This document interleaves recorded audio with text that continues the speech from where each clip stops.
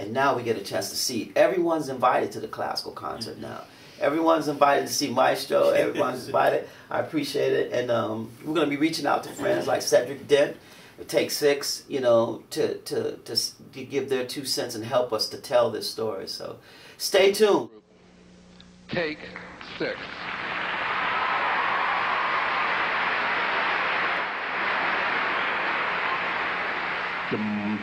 Get away, Jordan.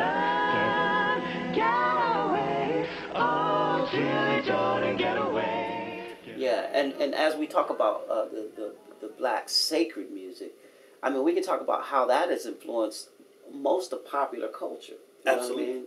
Absolutely. You know, from Elvis to the Rolling Stones to... Yeah. When you talk about the influence of black sacred music,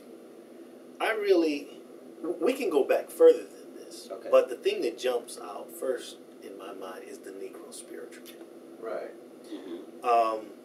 W.E.B. Du Bois, writing in 1903, said this. He said, "It is the singular spiritual heritage of the nation and the greatest gift of the Negro people." And he was right. When you think about everything that it has inspired,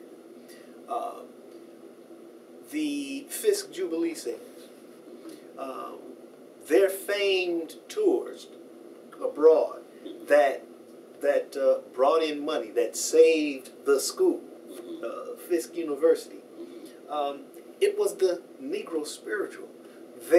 What we call the anthemized presentation of the Negro spiritual that really began to move people.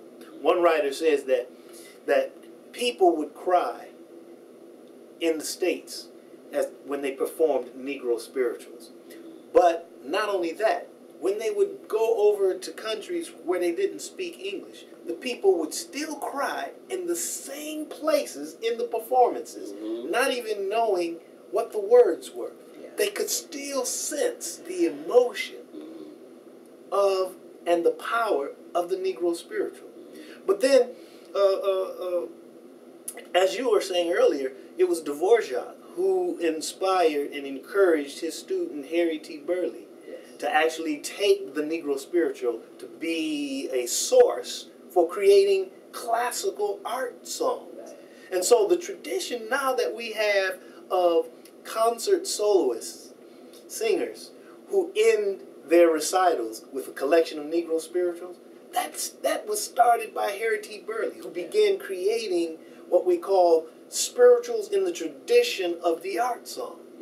You know, then I think about the black religious quartet tradition that was really vibrant in the 20s, 30s, and 40s. We were talking earlier about the Jubilee-style quartets.